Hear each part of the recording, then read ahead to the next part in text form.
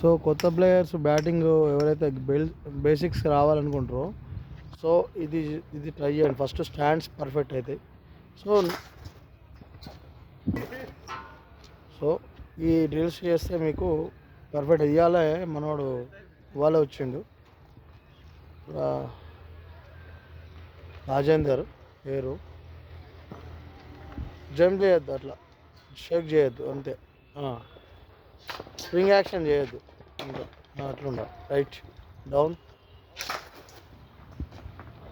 So దీనివల్ల ఏమంటే so me leg position and bat పట్టుకోవడం కరెక్ట్గా ఒక అలవాటు అవుతుంది అన్నమాట.